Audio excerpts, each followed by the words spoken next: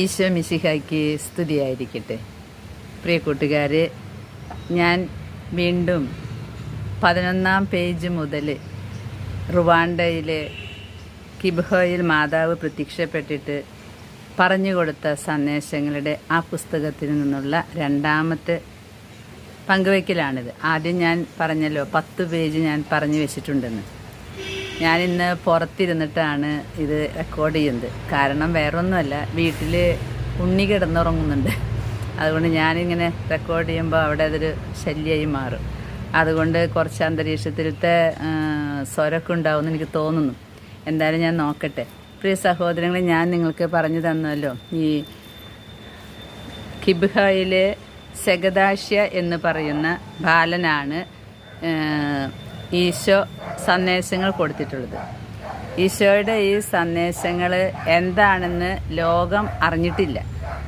അത് ലോകത്തിലേക്ക് അറിയിക്കാൻ വേണ്ടി ദൈവം നിശ്ചയിച്ചിട്ടുള്ള ആളാണ് ഇമ്മാക്കുലി ഇലിബഗീസ എന്ന് പറയുന്ന പെൺകുട്ടി. അതിനെക്കുറിച്ച് ഞാൻ നേരത്തെ പറഞ്ഞിട്ടുണ്ടായിരുന്നു. ഇമ്മാക്കുലി ഇലിബഗീസ. ഈ ഇമ്മാക്കുലിക്ക് ഒരു വിഷൻ, ഒരു ദർശനം കിട്ടുകയാണ്, ഒരു ഉൾവിളി കിട്ടുകയാണ്. ഈ സെഗദാഷ്യ എന്ന് പറയുന്ന ചെറുപ്പക്കാരൻ്റെ സന്ദേശങ്ങൾ ലോകം മുഴുവൻ അറിയിക്കണമെന്ന്. അങ്ങനെ ഇമ്മാക്കുലി എഴുതിയ പുസ്തകമാണ് ഇത്. ഈ കിബ്ഹയിലെ സെഗദാഷ്യ, ഈശോയെ കണ്ടുമുട്ടിയ ബാലൻ. ഞാൻ ഈ പുസ്തകം നിങ്ങൾക്ക് പരിചയപ്പെടുത്തി, 2 പുസ്തകങ്ങളും പരിചയപ്പെടുത്തി കഴിഞ്ഞപ്പോൾ എല്ലാ ബുക്ക് സ്റ്റോളുകളിൽ നിന്നും എന്നെ വിളിക്കുകയാണ്. ധാരാളം മക്കൾ ഈ പുസ്തകം എവിടുന്നാ കിട്ടുക എന്ന് ചോദിച്ചിട്ട് അവരോട് ചോദിച്ചറിയുന്നുണ്ട്. പലരും ബുക്ക് ചെയ്ത് കഴിഞ്ഞു പുസ്തകം. എന്തായാലും എനിക്ക് വലിയ സന്തോഷമായി. ഞാൻ ഈ സംരംഭം ചെറുതായിട്ട് ഈശോ പറഞ്ഞ കാര്യം എൻ്റെ ആരോഗ്യത്തിനനുസരിച്ച് ഞാൻ ചെയ്യാൻ തുടങ്ങുമ്പോഴേക്കും എല്ലാവരും അത് ഏറ്റെടുത്ത് എല്ലാവരും അത് വായിക്കാനായിട്ടുള്ള ഒരു ആഗ്രഹം പ്രകടിപ്പിച്ചതിൽ എനിക്ക് ഭയങ്കര സന്തോഷമുണ്ട്. അപ്പോൾ എന്തായാലും ചിലർ പറഞ്ഞു, ചേച്ചി ഇങ്ങനെ പറഞ്ഞു തരാണെങ്കിൽ ഞങ്ങൾക്ക് വലിയ സന്തോഷം. അപ്പോൾ പിന്നെ വായിക്കാൻ ഒഴിവില്ലാത്തവരും രോഗികൾക്കും ഒക്കെ ഇത് നന്നായി ഫലം ചെയ്യുമല്ലോ. അപ്പോൾ ഞാൻ ഇന്ന് 11-ാമത്തെ പേജ് മുതലാണ് പറയുന്നത്. അപ്പോൾ ഈ ഇമ്മാക്കുലി കേൾക്കുന്ന ഒരു ശബ്ദമുണ്ട്. ഇമ്മാക്കുലി ഈ അന്ധകാരത്തിലൊരു ശബ്ദം കേൾക്കുകയാണ്. അപ്പോൾ ആ ശബ്ദം എന്താണെന്ന് തിരിച്ചറിയാതെ നിൽക്കുമ്പോഴാണ് ഇത് സെഗദാഷ്യയുടെ ശബ്ദമാണെന്ന് മനസ്സിലാകുന്നത്. യേശുവിനെ കണ്ടുമുട്ടിയ ബാലൻ. അങ്ങനെ ഈ ശബ്ദം ഈ ഇമ്മാക്കുലിയുടെ കാതിൽ മന്ത്രിക്കുന്നത് ഇങ്ങനെയാണ്: നാം ഈ ലോകം വിടുമ്പോൾ സ്വർഗം നമ്മെ കാത്തിരിക്കുന്നു. നമ്മുടെ ഹൃദയം വിശുദ്ധിയും വെടിപ്പും ഉള്ളതായിരിക്കണം എന്ന് മാത്രം. അതാണ് കഴിഞ്ഞ പ്രാവശ്യം പറഞ്ഞു നിർത്തിയത്. അപ്പോൾ അവിടെ നിന്ന് ഞെട്ടി ഉണരുന്നുണ്ട് ഇമ്മാക്കുലി. ഇതെന്താണ്, ഞാൻ സ്വപ്നമാണോ കാണുന്നത്? ഈ ശബ്ദം എവിടുന്നാ എന്ന്. കാരണം ഈ സെഗദാഷ്യ വധിക്കപ്പെട്ടിട്ട് അന്നത്തെ ആ റുവാണ്ടയിലെ നരഹത്യയിൽ 1994 ഉണ്ടായ നരഹത്യയിൽ സെഗദാഷ്യയും കൊല്ലപ്പെട്ടിരുന്നു. അതുകൊണ്ട് ഇത് ആരുടെ ശബ്ദമാണ് എന്ന് ഇമ്മാക്കുലി തെറ്റിദ്ധരിച്ചു. അങ്ങനെ ഇവള് കാണുന്നത് 2010 നവംബറിൽ അർദ്ധരാത്രിയിലാണ് ഈ സ്വപ്നം പോലെ കാണുന്നത്. സ്വപ്നം പോലെയോ അല്ലെങ്കിൽ ദർശനമോ ഉൾവിളിയോ എന്തൊക്കെയോ ഒരു ശബ്ദം കേൾക്കുന്നത്. അങ്ങനെ ഈ ശബ്ദത്തെക്കുറിച്ച് ചിന്തിച്ചപ്പോൾ ആ ശബ്ദം വീണ്ടും ഇമ്മാക്കുലിയോട് പറയുന്നത് ഇങ്ങനെയാണ്: യേശു പറയുന്നു, നാം നമ്മുടെ ഹൃദയങ്ങൾ അവസാന കാലത്തേക്ക് ഒരുക്കണം. നാം നമ്മുടെ ഹൃദയങ്ങൾ അവസാന കാലത്തേക്ക് ഒരുക്കണം. നാം എല്ലാം ഒരിക്കൽ മരിക്കും. ഈ ഭൂമിയിലെ വാസം അവസാനിക്കും എന്ന് ചിന്തിക്കാതെ ജീവിക്കരുത്. ഇതാണ് സെഗദാഷ്യ ഈ സ്വപ്നത്തിൽ വന്ന് പറയുന്നത്. ഈ സെഗദാഷ്യയുടെ സന്ദേശങ്ങൾക്ക് ഇത്രയ്ക്ക് പ്രാധാന്യം കൊടുക്കുന്നത് എന്താണെന്നോ, സെഗദാഷ്യയോട് ഈശോ പറഞ്ഞ കാര്യങ്ങളെല്ലാം സംഭവിച്ചിട്ടുള്ളതാണ്.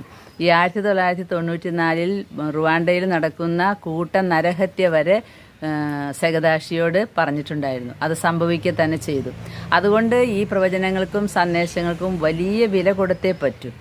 ആ കുട്ടിയോടാണ്, 15 വയസ്സുള്ള ആ കുട്ടിയോടാണ് ഈശോ പറഞ്ഞത് നമ്മുടെ ഹൃദയങ്ങൾ അവസാന കാലത്തേക്ക് ഒരുക്കണമെന്ന്.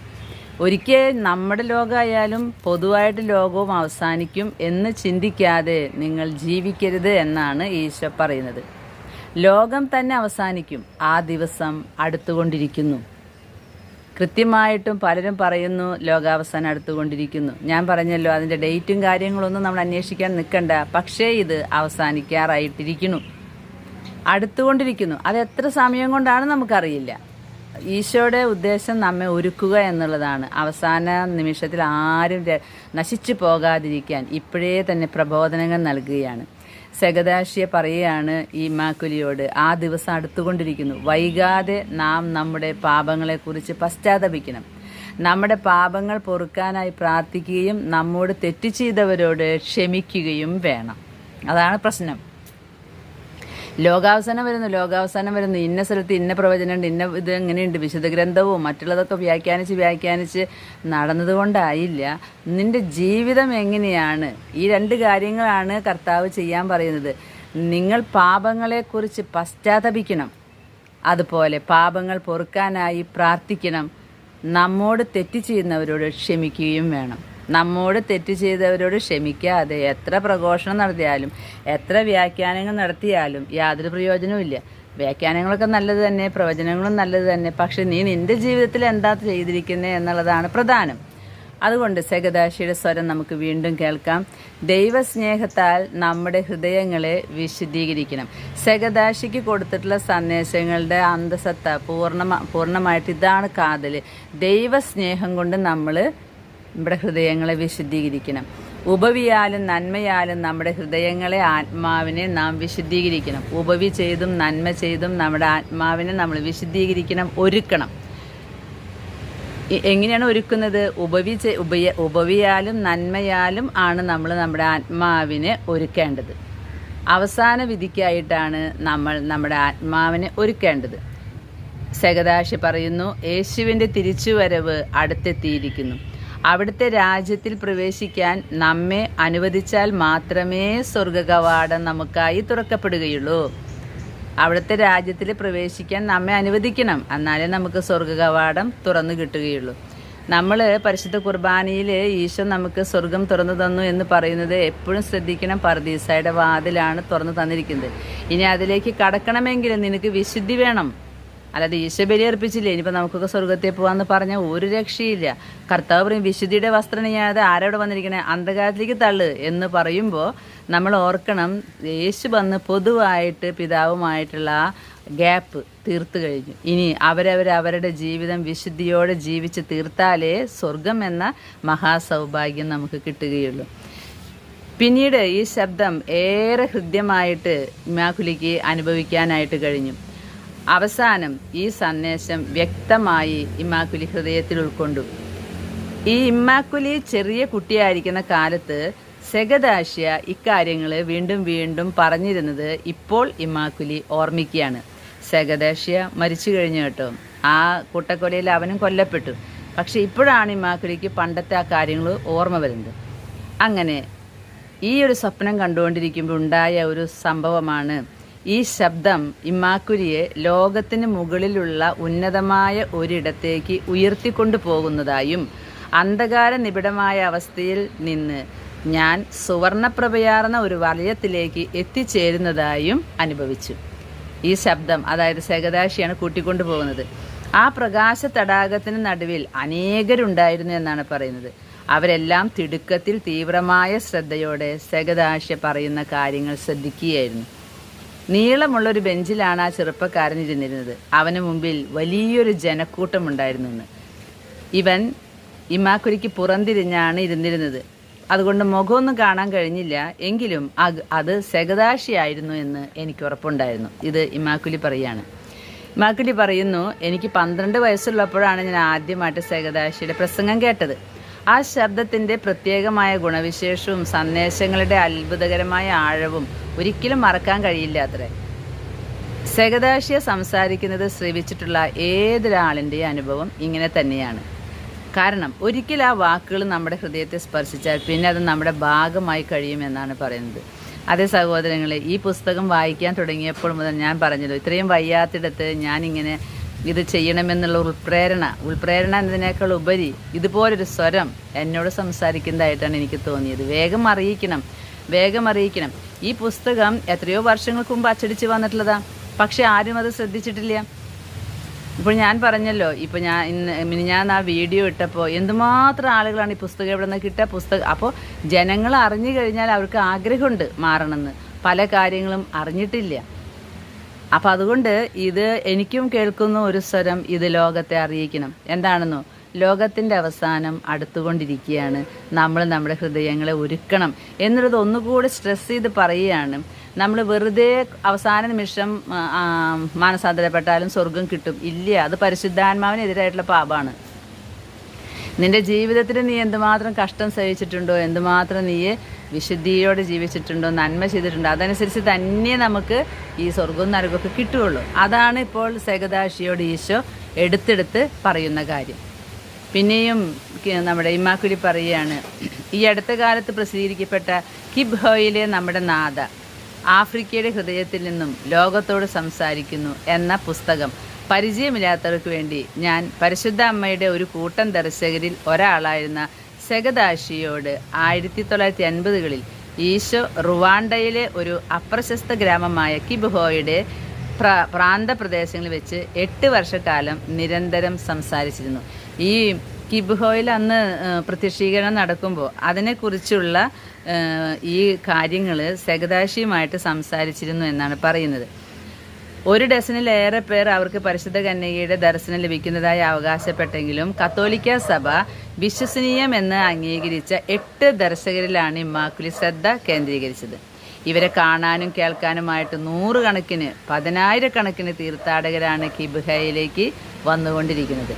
ചുരുക്കി പറഞ്ഞാൽ ഈ ദർശകരൊക്കെ ദൈവത്തിൻ്റെ സ്നേഹത്തെക്കുറിച്ചും ദൈവഹിതമനുസരിച്ച് അവിടത്തോട് ചേർന്ന് ജീവിക്കേണ്ടതിൻ്റെ പ്രത്യേകതയെ ആവശ്യകതയെക്കുറിച്ചുമാണ് ഉത്ബോധിപ്പിച്ചുകൊണ്ടിരിക്കുന്നത്. ഇവിടെ കിട്ടുന്ന സന്ദേശങ്ങൾ മുഴുവനും ദൈവത്തിൻ്റെ സ്നേഹത്തെക്കുറിച്ചും ദൈവഹിതത്തിനനുസരിച്ച് അവിടത്തോട് ചേർന്ന് ജീവിക്കേണ്ടത് ആവശ്യകത, ദൈവത്തിൻ്റെ ഇഷ്ടമനുസരിച്ച് ജീവിക്കുക, ഇതാണ് പറയുന്നത്. ദൈവസ്നേഹം എന്താണെന്ന് അറിയ്, ദൈവത്തിൻ്റെ ഇഷ്ടമനുസരിച്ച് ജീവിക്കുക. ഇതാണ് ഈ സന്ദേശകരിലൂടെ ഈശോ പറയാൻ ആഗ്രഹിക്കുന്നത്.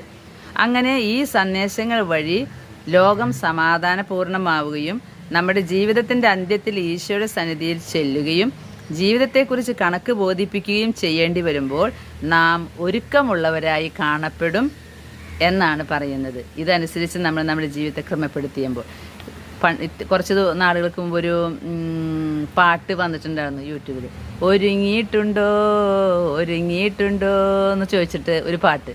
ഭയങ്കര അർത്ഥവത്തായിട്ടുള്ളൊരു പാട്ടാണ്. കാരണം ഈ ഓട്ടത്തിൻ്റെ ബഹളത്തിൻ്റെ ഇടയിൽ എപ്പം നമ്മൾ ഇവിടെ നിന്ന് സ്റ്റാൻഡ് വിടുമെന്ന് നമുക്ക് ആർക്കും അറിയില്ല.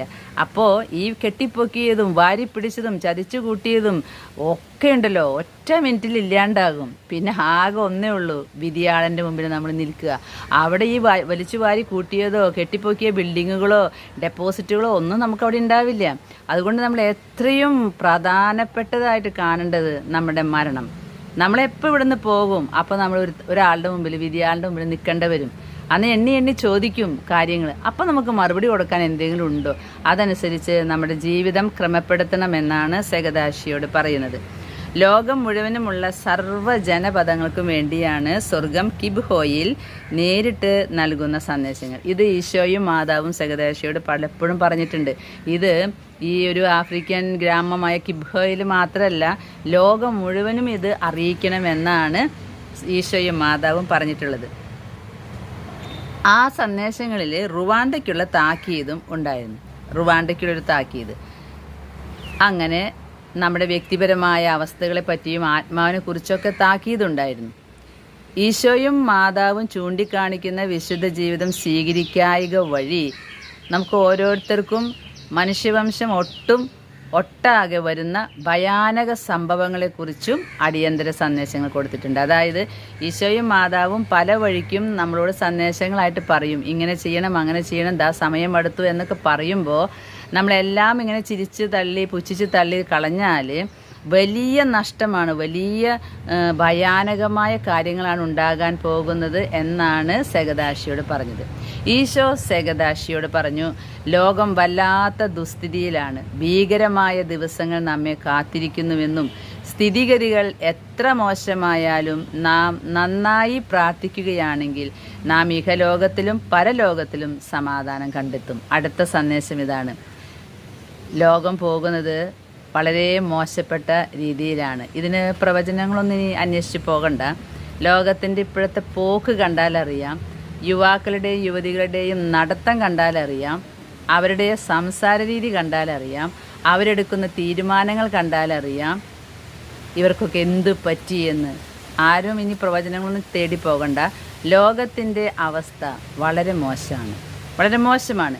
എന്നാലും ഈശോ പറയാണ്, എത്ര മോശമായാലും നാം നന്നായി പ്രാർത്ഥിക്കുകയാണെങ്കിൽ, ടോക്കുകൾ മാറി മാറി കേട്ടിട്ട് കൺഫ്യൂഷൻ ഉണ്ടാക്കാൻ നിൽക്കാതെ കർത്താവ് പറയുന്നു, നമ്മൾ നന്നായി പ്രാർത്ഥിക്കണം. ഈ സമയത്ത് നല്ല ജീവിതം നയിക്കണം. അങ്ങനെയാണെങ്കിൽ ഇഹലോകത്തിലും പരലോകത്തിലും സമാധാനം കണ്ടെത്തും എന്നാണ് പറയുന്നത്. ഈ കിബ്ഹയിൽ ദർശനങ്ങൾ ആരംഭിക്കുമ്പോൾ നമ്മുടെ ഇമ്മാക്കുലിക്ക് 11 വയസ്സായിരുന്നു. അപ്പോൾ അത്ഭുതകരമായ യോഗാത്മകമായ ഈ അനുഭവങ്ങളിലൂടെയൊക്കെ ദർശനങ്ങൾ കടന്നു പോകുമ്പോൾ ഈ സ്വർഗം നേരിട്ട് നൽകുന്ന ഈ സന്ദേശങ്ങൾ ജനങ്ങൾക്കിടയിൽ പെരുകുകയും അങ്ങനെ ചെയ്തിരുന്ന കാലത്ത് ചെറിയ കുട്ടിയായിരുന്ന ഈ ഇമ്മാക്കുലിയുടെ ജീവിതത്തെ ഇത് വളരെയധികം സ്വാധീനിച്ചിട്ടുണ്ട്. അതുകൊണ്ട് ഈ ഏറ്റവും അധികം തീക്ഷ്ണത നൽകിയത് ഈ സെഗദാഷിയുടെ സന്ദേശങ്ങളാണ്. അതുകൊണ്ട് തന്നെ അവൻ്റെ ജീവിതകഥയും ഈശോയോടുള്ള ഒറ്റ ബന്ധവും ചെറിയ ബാലികയായിരുന്ന ഇമ്മാക്കുലിയെ ഭയങ്കരമായിട്ട് ആഹ്ലാദിപ്പിച്ചിട്ടുണ്ട് എന്നാണ് പറയുന്നത്. അതുകൊണ്ട് ഇമ്മാക്കുലി പറയുന്നത്, നിങ്ങളും സെഗദാഷിയെ കണ്ടിരുന്നുവെങ്കിൽ ഇങ്ങനത്തെ തന്നെ അനുഭവം തന്നെ നിങ്ങൾക്കും ഉണ്ടാകുമായിരുന്നുള്ളൂ എന്നാണ് പറയുന്നത്. അതിൽ ഒരു തർക്കവുമില്ല. കാരണം ഈ പുസ്തകം കയ്യിൽ വന്നപ്പോൾ മുതൽ ഞാൻ ഈ ദർശകനെയും കണ്ടു, ഇതാണല്ലോ സെഗദാഷ്യ. അപ്പോഴേ തന്നെ നമുക്ക് എന്തോ ഒരു ശക്തി നമ്മളതിലേക്ക് വലിച്ചെടുപ്പിക്കുന്നതായിട്ട് തോന്നും. അങ്ങനെയാണ് ഇതിൽ തുറന്നു നോക്കിയപ്പോൾ വലിയ വലിയ രഹസ്യങ്ങളാണ് ഇതിൽ കൊടുത്തിരിക്കുന്നത്. ലോകത്തിലേറെ പേരും ഈ കിബ്ഹോ ദർശനങ്ങളെ പറ്റി അറിഞ്ഞിട്ടില്ല. ഞാനും അറിഞ്ഞിട്ടില്ല കേട്ടോ. ഞാൻ നിങ്ങളോട് പറഞ്ഞില്ല, ആ പ്രാർത്ഥന കാർഡിൽ കൂടിയാണ് ഞാൻ അറിഞ്ഞത്. അത് മാറ്റിയെടുക്കാനാണ് ഇമ്മാക്കുലി ശ്രമിക്കുന്നത്. പ്രിയ സഹോദരങ്ങളെ, ഞാനും അത് മാറ്റിയെടുക്കണമെന്നാണ് ആഗ്രഹിക്കുന്നത്. ലോകം മുഴുവൻ ഈ സന്ദേശം അറിയണം, അതിനനുസരിച്ച് ജീവിതം ക്രമപ്പെടുത്തണം. ഈ സെഗദാഷിക്ക് കിട്ടിയ സന്ദേശം പെട്ടെന്ന് പരന്നു. അത് ദൈവത്തിൻ്റെ ഒരു പദ്ധതിയാണ്. പരന്ന് ആളുകളും മെത്രാന്മാരും വൈദികരും ഒക്കെ ശ്രദ്ധിക്കാൻ തുടങ്ങി. അങ്ങനെ എണ്ണിയാലൊടുങ്ങാത്ത അത്രയും ആളുകൾ കിലോമീറ്ററോട് നടന്ന് ഭക്ഷണമോ അഭയകേന്ദ്രമോ ഇല്ലാതെ തന്നെ ഈ കിബ്ഹോയിലെ ദർശകരെ കാണാനും സന്ദേശം കേൾക്കാനും ഒക്കെ ആയിട്ട് ഓടിയെത്തിയെന്നാണ് പറയുന്നത്. പിന്നീട് അന്വേഷണ കമ്മീഷൻ നിയോഗിക്കപ്പെട്ടു. ഈ ദർശകരെ കുറിച്ചുള്ള അവരുടെ ജീവിതത്തെക്കുറിച്ച് അന്വേഷിക്കാനായിട്ട് കമ്മീഷൻ നിയോഗിക്കപ്പെട്ടു. അങ്ങനെ വത്തിക്കാൻ്റെ അധികാരത്തോടു കൂടിയ അന്വേഷണങ്ങൾ ഞെട്ടിപ്പിക്കുന്ന ഒരു സത്യമാണ് പറഞ്ഞത്. അതായത് ഇത് സംഭവിക്കാവുന്നതല്ലെങ്കിലും എന്തോ ഒരു ശക്തി ഇതിലുണ്ട് എന്ന്. ആഫ്രിക്കയിൽ അജ്ഞാതമായ വിദൂരമായ വനാന്തരങ്ങളിൽ ഇപ്രകാരമൊന്ന് ഒരിക്കലും സംഭവിച്ചിട്ടില്ല. കാരണം അറിവിൻ്റെ ഒരു അംശം പോലും എത്താത്ത ഒരു രാജ്യമാണത്. അങ്ങനെ ശാസ്ത്രജ്ഞന്മാരും ഡോക്ടർമാരും മനഃശാസ്ത്രജ്ഞന്മാരും വേദശാസ്ത്രജ്ഞന്മാരും ഒക്കെ ഉൾപ്പെടുന്ന സഭയുടെ വിദഗ്ധ സംഘം 20 വർഷക്കാലം ഇതിനെക്കുറിച്ച് അന്വേഷണം നടത്തി. ഈശോയുടെയും മാതാവിൻ്റെയും ദർശനങ്ങൾ അത്ഭുതകരമായിരുന്നു. അതുപോലെ തന്നെ തികച്ചും അപൂർവവും വ്യക്തവുമായിരുന്നു.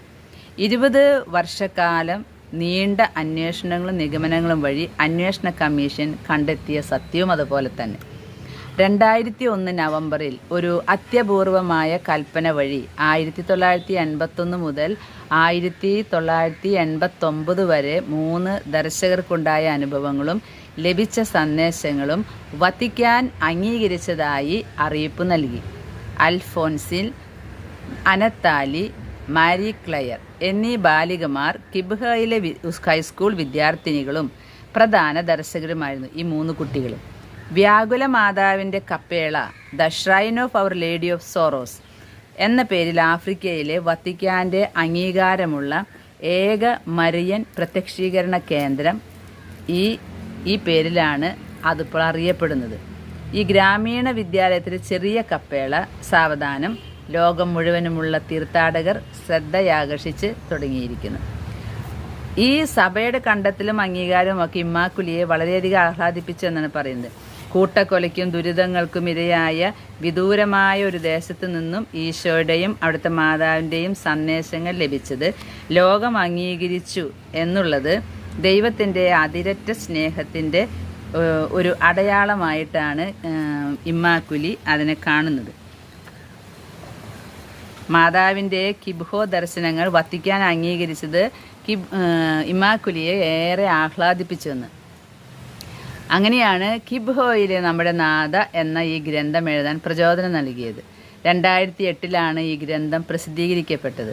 ലോകം മുഴുവനും കിബ്ഹോയിലെ ദർശകരെക്കുറിച്ചും വഴി നൽകപ്പെട്ട സ്നേഹത്തിൻ്റെയും പ്രത്യാശയുടെയും സമാധാനത്തിൻ്റെയും സന്ദേശങ്ങൾ അറിയണമെന്നും ഇമ്മാക്കുലി ആഗ്രഹിച്ചു. ഇമ്മാക്കുലിക്ക് പരിശുദ്ധ കന്യകാമറിയത്തോടുള്ള സ്നേഹം ലോകം മുഴുവൻ അറിയപ്പെടണമെന്നും ലോകത്തിലെ ജനങ്ങളെല്ലാം കിബ്ഹോ സന്ദർശിക്കണമെന്നും പരിശുദ്ധ അമ്മയുടെ കപ്പേളയിൽ വന്ന് അവളുടെ ശക്തിയും സ്നേഹവും അനുഭവിച്ചറിയണമെന്നും ഇമ്മാക്കുലി ആഗ്രഹിച്ചു.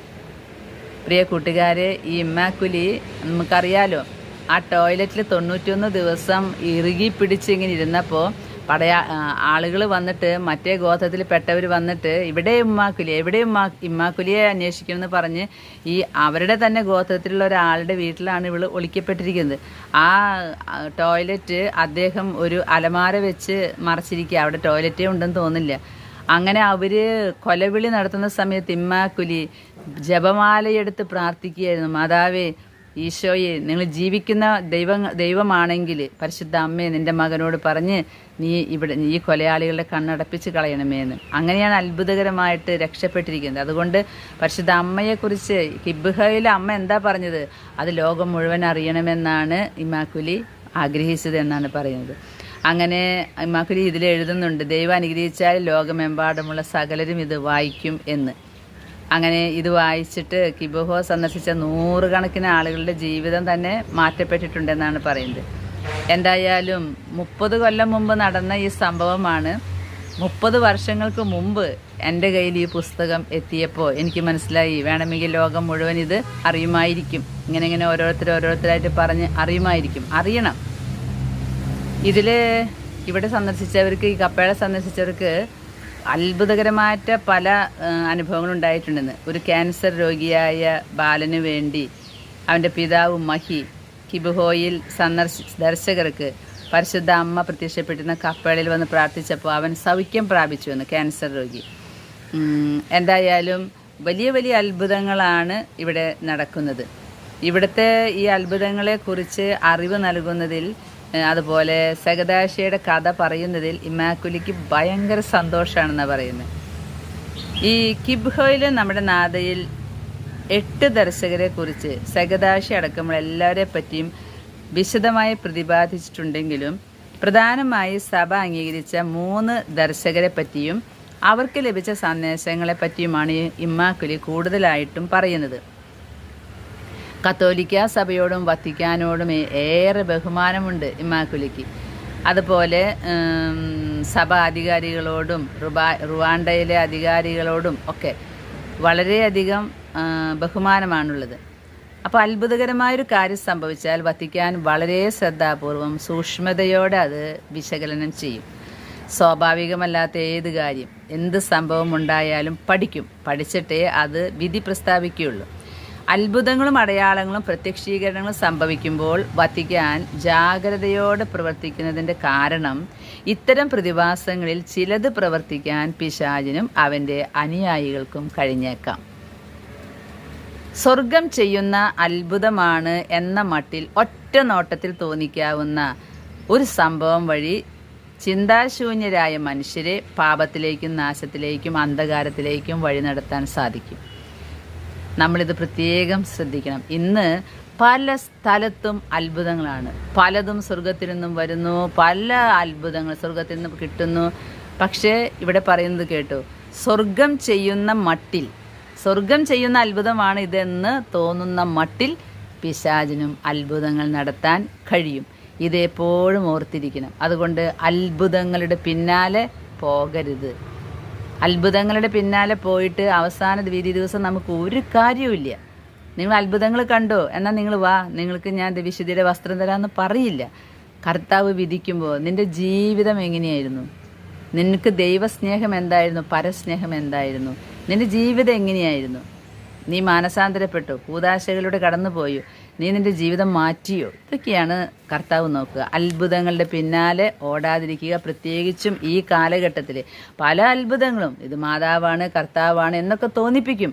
പക്ഷേ കുറേ നാളുകൾ കഴിയുമ്പോഴാണ് അതൊന്നും ദൈവത്തിൽ നിന്നുള്ളതല്ലായിരുന്നു എന്ന് മനസ്സിലാക്കുക. അതുകൊണ്ട് ഈ പുസ്തകം പങ്കുവയ്ക്കുമ്പോൾ ഈ ഒരു കാര്യം നമ്മൾ എപ്പോഴും ഓർക്കണം. പിന്നെ ഇത് സഭ അംഗീകരിച്ച സത്യങ്ങളും ഈ പ്രവചനമൊക്കെ നടന്നതായതുകൊണ്ടും ആ പ്രവചനം കിട്ടിയ ആളിപ്പോൾ ജീവിച്ചിരിക്കുന്നില്ല. അതുകൊണ്ട് നമുക്ക് ഈ പ്രവചനങ്ങളൊക്കെ പഠിച്ചു കഴിഞ്ഞപ്പോൾ സഭ തന്നെ പറഞ്ഞിട്ടുണ്ട് ഇത് സത്യമാണ് എന്ന്. ഇങ്ങനെയുള്ള സന്ദേശങ്ങളാണ് നമ്മൾ പിന്തുടരാൻ പാടുള്ളൂ. അല്ലാത്തതിൽ ഭയങ്കരമായിട്ടുള്ള അപകടം പതിയിരിക്കുന്നുണ്ട്. അങ്ങനെ സെഗദാഷിക്ക് ലഭിച്ച ദർശനങ്ങൾ പക്ഷേ ഉടനടി പ്രഖ്യാപിച്ചിട്ടില്ല സഭയുടെ അംഗീകാരത്തിൻ്റെ. എങ്കിലും സഭ ഇപ്പോഴും അതിനെക്കുറിച്ച് വീക്ഷിച്ചുകൊണ്ടിരിക്കുന്നുണ്ട് എന്നാണ് പറയുന്നത്. പ്രിയ കൂട്ടുകാരെ, സഭയുടെ അംഗീകാരം വലിയ ഒരു അടയാളമാണ് നമുക്ക്. ഇപ്പം ചിലരൊക്കെ പറഞ്ഞു ഇത് സഭയുടെ അംഗീകാരം ഉടനടി പ്രഖ്യാപിച്ചിട്ടില്ലല്ലോ എന്നൊക്കെ. പക്ഷെ പിന്നീട് ഈ ഇമ്മാക്കുലി അന്വേഷിച്ചറിഞ്ഞപ്പോൾ മനസ്സിലായി സഭ ഇതിനെക്കുറിച്ച് ഇതിൻ്റെ ആധികാരികതയെക്കുറിച്ച് യാതൊരു അഭിപ്രായ വ്യത്യാസവും ഇല്ല എന്ന് സഭ അധികാരികൾ പറഞ്ഞു എന്നാണ് പറയുന്നത്. അതുകൊണ്ട് ഇമ്മാക്കുലിക്ക് സന്തോഷമായി. അങ്ങനെ ഇമ്മാക്കുലി കമ്മീഷനിൽ എല്ലാവരും ഈ സെഗദാഷിയുടെ ദർശനങ്ങളെക്കുറിച്ച് സത്യമാണെന്ന് അറിഞ്ഞിട്ടുണ്ട്. മെഡിക്കൽ ടെസ്റ്റിലും മാനസികാരോഗ്യ പരീക്ഷണത്തിലും ഒക്കെ അവൻ തീർച്ചയായും വിജയിച്ചു. അവന് ലഭിക്കുന്ന സന്ദേശങ്ങൾ സ്വർഗത്തിൽ നിന്നാണെന്ന് തെളിയിക്കപ്പെടുകയും ഉണ്ടായിട്ടുണ്ട്. അതുകൊണ്ട് തന്നെ ഇമ്മാക്കുലിക്ക് ഭയങ്കര സന്തോഷവും സമാധാനവുമായി. പക്ഷേ ഈ സന്ദേശങ്ങൾ വത്തിക്കാൻ ഇത് ഔദ്യോഗികമായിട്ട് അറിയിച്ചിട്ടില്ല. അപ്പോൾ അതെന്തുകൊണ്ടാണ് എന്നാണ് ചോദിക്കുന്നത്. അപ്പോൾ ഇവരുടെ കമ്മീഷനിലെ സ്പിരിച്വൽ ഫാദർ പറയുന്നു, ഇത് മോളെ ക്ഷമാപൂർവം കാത്തിരിക്കുക. സഭ ഒരു അത്ഭുതം അംഗീകരിക്കണമെങ്കിൽ നൂറ്റാണ്ടുകൾ തന്നെ കാത്തിരിക്കും. പക്ഷേ കിബുഹയുടെ ദർശനങ്ങളെക്കുറിച്ച് 20 വർഷങ്ങൾക്കുള്ളിൽ തന്നെ സഭ ഇതിനെക്കുറിച്ച് അന്വേഷണം നടത്താനും അതുപോലെ ഇങ്ങനെ പരിശുദ്ധ അമ്മ അവിടെ സന്ദേശങ്ങൾ കൊടുക്കുന്നുണ്ട് എന്നും അംഗീകരിച്ചിട്ടുണ്ടല്ലോ. ഇനി നൂറ്റാണ്ടുകൾ പിന്നിടേണ്ടി വരും ഇത് ഔദ്യോഗികമായിട്ട് അറിയിപ്പ് വരണമെങ്കിൽ. സഭ എപ്പോഴും ഈ അത്ഭുതങ്ങൾ നോക്കുമ്പോൾ ഇതിൻ്റെ അടിസ്ഥാനം എന്താണ് എന്നാണ് നോക്കുക. അങ്ങനെ ഇമ്മാക്കുലിയോട് പറയുന്നുണ്ട്, നീ സമാധാനമായിട്ടിരിക്കുക, ഇതിനെക്കുറിച്ച് സഭ ഔദ്യോഗികമായിട്ട് എല്ലാവരോടും അറിയിപ്പ് നൽകും എന്നാണ് പറയുന്നത്. പക്ഷേ ഇമ്മാക്കുലിക്ക് ഇരിക്കപ്പൊറുതിയില്ല. ഇത് ലോകം മുഴുവൻ അറിയിക്കണം എന്നാണ് ഇമ്മാക്കുലിയുടെ ആഗ്രഹം. ഈ പുസ്തകം പ്രസിദ്ധീകരിക്കപ്പെട്ട് 2 വർഷം കഴിഞ്ഞപ്പോൾ സെഗദാഷ്യ സ്വപ്നത്തിൽ വന്നു എന്നാണ് പറയുന്നത്. എന്നിട്ട് അവൻ എന്താണ് പറയാനുള്ളത് എന്ന് ഇമ്മാക്കുലിയെ അറിയിച്ചു. ഈ പുസ്തകം പ്രസിദ്ധീകരിച്ചതിന് ശേഷം സെഗദാഷ്യ സ്വപ്നത്തിൽ വന്നിട്ട് എന്താണ് പറഞ്ഞതെന്നും, മാസങ്ങൾക്ക് ഉണ്ടായ സ്വപ്നത്തിൽ എന്നതുപോലെ സ്വപ്നത്തിൽ സെഗദാഷ്യ വലിയൊരു ജനക്കൂട്ടത്തോട് ഈശോ നൽകിയ സന്ദേശങ്ങൾ പങ്കുവെക്കുന്നതായിട്ടാണ് ഇമ്മാക്കുലി കണ്ടത്. അപ്പോൾ ഈ സെഗദാഷ്യ ഇങ്ങനെ സംസാരിച്ചു കൊണ്ടിരിക്കുമ്പോൾ ഇമ്മാക്കുലി ചെന്ന് അവൻ്റെ അടുത്ത് ചെന്ന് അവൻ്റെ ബെഞ്ചിൽ ഒരു ഇടം കണ്ടെത്തിയിരുന്നു. പക്ഷേ സെഗദാഷ്യ ഇവളുടെ നേരെ നോക്കിയില്ല എന്നാണ് പറയുന്നത്. വർഷങ്ങൾക്ക് മുമ്പ് അവർ കണ്ടുമുട്ടിയിട്ടുള്ള ആളുകളാണ്. പക്ഷേ ഇമ്മാക്കുലി വിചാരിച്ച് ഈ പുസ്തകം പ്രസിദ്ധീകരിച്ചല്ലോ, സെഗദാഷ്യ ഭയങ്കര സന്തോഷവാനായിരിക്കുമെന്ന്. പക്ഷേ അവൻ നോക്കി പോലുമില്ല. അവന് ഇവളെ നോക്കാൻ ഒരു തീരെ താല്പര്യവുമില്ല. അപ്പോൾ ഇമ്മാക്കുലിക്ക് സഹിക്കാൻ കഴിഞ്ഞില്ല. അവൾ അവനെ തിരിച്ചു നിർത്തിയിട്ട് ചോദിച്ചു, നീ എന്താ ഇങ്ങനെ, നീ ഇവിടെ എന്താ ചെയ്യുന്നത്, നീ മരിച്ചു പോയതല്ലേ, പിന്നെ എങ്ങനെ നീ ജീവിതത്തിലേക്ക് തിരിച്ചു വന്നിട്ട് ഇവരോടൊക്കെ സംസാരിക്കുന്നത്, ഇങ്ങനെയൊന്നും സംസാരിക്കരുതെന്ന് നിനക്ക് അറിഞ്ഞുകൂടെ എന്ന് ചോദിച്ചു. നീ മരിച്ചവനാണെന്ന് മനസ്സിലാക്കുമ്പോൾ ഇവരൊക്കെ ഭയപ്പെടില്ലേ, നീ പറയുന്നതൊന്നും കേൾക്കാതെ അവർ ഓടില്ലേ എന്നാണ് ചോദിച്ചത്. അപ്പോൾ അവൻ്റെ സൗമ്യമായ മുഖത്തോടെ അവൻ പറഞ്ഞുവെന്ന്, ഞാൻ എന്തിനാണ് ഇവിടെ വന്നതെന്ന് നീ ചോദിക്കുന്നു. കാര്യം വളരെ ലളിതമാണ്. എൻ്റെ സന്ദേശങ്ങൾ ലോകമെമ്പാടും അറിയിക്കാൻ ആരും തയ്യാറല്ല എങ്കിൽ ഞാൻ തന്നെ അത് ചെയ്യണ്ടേ. ഇത് കേട്ടപ്പോൾ ഇമ്മാക്കുലി പരിഭ്രമിച്ചു പോയി എന്നാണ് പറയുന്നത്. അപ്പോൾ അവൾക്ക് മനസ്സിലായി, ഞാൻ എഴുതിയ പുസ്തകത്തെക്കുറിച്ച് അവന് മനസ്സിലായിട്ടുണ്ട്. പക്ഷേ അവൻ അതിൽ സന്തോഷിക്കുന്നില്ല. അങ്ങനെ അവൻ പറയുകയാണ്, ഇമ്മാക്കുലി, ഞാൻ ഭൂമിയിലായിരുന്നപ്പോൾ എനിക്ക് ഈ ദർശനങ്ങൾ ലഭിച്ചതിനെപ്പറ്റി സഭ ഔദ്യോഗിക അനുവാദം തന്നുവോ ഇല്ലയോ എന്നതിനെക്കുറിച്ച് എന്തിനാണ് നീ വേവലാതിപ്പെടുന്നത്? മനുഷ്യവംശത്തിന് താക്കീത് കൊടുക്കേണ്ട സമയം അതിക്രമിച്ചു കഴിഞ്ഞു എന്ന് ഇമ്മാക്കുലി താങ്കൾക്ക് അറിഞ്ഞുകൂടെ?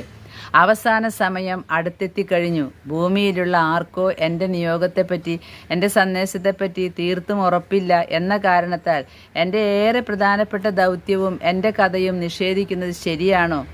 ലോകത്തിൻ്റെ ഏറ്റവും പ്രധാന സംഭവങ്ങളെപ്പറ്റി ഈശോ നൽകിയ സന്ദേശങ്ങൾ ജനങ്ങളെ എത്രയും വേഗം അറിയിക്കണ്ടേ? എത്രയും പെട്ടെന്ന് ഇത് ജനങ്ങളിലേക്ക് എത്തിക്കേണ്ടതാണ് എന്ന് കൽപ്പിച്ചുകൊണ്ടാണ് ഈശോ ഇത് നൽകിയത്. ഉടനടി അറിയിക്കണം എന്ന നിർദ്ദേശത്തോടെ. ഇപ്പോൾ തന്നെ വൈകിയില്ലേ എന്നാണ് സെഗദാശി ചോദിച്ചത്. എന്നിട്ട് സെഗദാശി പറഞ്ഞു, താങ്കൾക്കറിയാം, ചില സന്ദേശങ്ങൾ ഏറെ പ്രധാനപ്പെട്ടവയാണ്, ഉടനടി വെളിപ്പെടുത്തപ്പെടേണ്ടതാണ്. ആരൊക്കെ അനുവദിച്ചാലില്ലെങ്കിലും അത്രയേറെ പ്രാധാന്യമുള്ളതാകയാൽ അംഗീകാരത്തിന് വേണ്ടി കാത്തിരിക്കാൻ ആവില്ല എന്ന് പറഞ്ഞ് കരങ്ങൾ നീട്ടി ഇമ്മാക്കുലിയുടെ കരങ്ങളെ സ്പർശിച്ച ശേഷം സെഗദാശ്യ മറഞ്ഞുപോയി എന്നാണ് പറയുന്നത്. അതോടുകൂടി ഇമ്മാക്കുലി ഞെട്ടി ഉണരുന്നുണ്ട്. പ്രിയ കൂട്ടുകാരെ, ഇതൊരു സാധാരണ സ്വപ്നമൊന്നുമല്ല. ജോലി അധികം ചെയ്തപ്പോൾ അന്ന് കണ്ട സ്വപ്നമൊന്നുമല്ല. കട്ടിലുമെന്ന് പെട്ടെന്ന് വീഴുന്ന സ്വപ്നമൊക്കെ കാണുമല്ലോ, ഞാൻ കുറേ കണ്ടിട്ടുണ്ട്. അങ്ങനെ ഇങ്ങനെ ഓടിക്കൊണ്ടിരിക്കുക, അതാ കിടക്കണു കുഴിയിൽ. കുഴി എവിടെയാ? കട്ടിലുമെന്ന് വീണു. അതാണ് നമ്മുടെ സ്വപ്നം. പക്ഷേ ഇത് അങ്ങനത്തെ സ്വപ്നമല്ല. കാരണം സെഗദാശ്യയ്ക്ക് ഈശോ കൊടുത്ത എല്ലാ കാര്യങ്ങളും പ്രവചനങ്ങളും ഒക്കെ നടന്നിട്ടുള്ളതാണ്. അതുകൊണ്ട് ഇത് തീരെ തള്ളിക്കളയാനും പറ്റില്ല. ഇതിൽ പറയുന്നത് മുഴുവൻ അവസാന കാലം അടുത്തെത്തി. അത് നമ്മുടെ അവസാനമോ ലോകാവസാനമോ ആയിക്കോട്ടെ, നമ്മുടെ ജീവിതം നമ്മൾ വിശദീകരിച്ച് കുമ്പസാരിച്ച് കുർബാന സ്വീകരിച്ച് നല്ല ജീവിതം നയിക്കണം. ദൈവസ്നേഹത്തിന് തിരിച്ചറിയണം എന്നതാണ് ഇതിലെ സന്തോഷം. ഇത് നിങ്ങൾ ദൈവസ്നേഹത്തെ തിരിച്ചറിഞ്ഞില്ലെങ്കിൽ, പരസ്പരം നിങ്ങൾ ക്ഷമിച്ചില്ലെങ്കിൽ നിങ്ങൾ വലിയ വില കൊടുക്കേണ്ടി വരുമെന്ന് പറഞ്ഞു. റുവാണ്ടയിൽ 1994 നടന്ന 10 ലക്ഷം പേരുടെ കൊലപാതകം, വൈരാഗ്യങ്ങൾ, ഗോത്രങ്ങൾ തമ്മിലുള്ള വൈരാഗ്യങ്ങൾ ഇതുമാതിരി വലിയ ഭീകരമായിട്ടുള്ളൊരവസ്ഥ സൃഷ്ടിച്ചെങ്കിൽ, അത് 15 വയസ്സുള്ള അല്ലെങ്കിൽ 26 വയസ്സുള്ള കുട്ടിയോട് പറഞ്ഞതനുസരിച്ച് സംഭവങ്ങൾ നടന്നിട്ടുണ്ടെങ്കിൽ, ഈ കുട്ടിയോട് പറഞ്ഞ കാര്യങ്ങൾ ഇപ്പോൾ അടുത്തുകൊണ്ടിരിക്കുകയാണ് സംഭവിക്കാനായിട്ട്. പ്രിയ കൂട്ടുകാരെ, ഈ സംഭവങ്ങളൊക്കെ, ഈ ദർശനങ്ങളൊക്കെ നമ്മൾ വായിച്ച് കേൾക്കുമ്പോൾ നമുക്ക് കൂടുതൽ നമ്മളെ തന്നെ നന്നാക്കാനും കൂടുതൽ പ്രാർത്ഥിക്കാനും സമയം കണ്ടെത്തണം. പ്രാർത്ഥിക്കാനാണ് സമയം കണ്ടെത്തത്. പരിശുദ്ധ കുർബാനയ്ക്കാണ് ഓടിയണയേണ്ടത്. പരിശുദ്ധ ജപമാല കരുണക്കൊന്തയാണ് കൈകളിലെടുക്കേണ്ടത്. നമുക്കിത് ഓർത്തിരിക്കാം.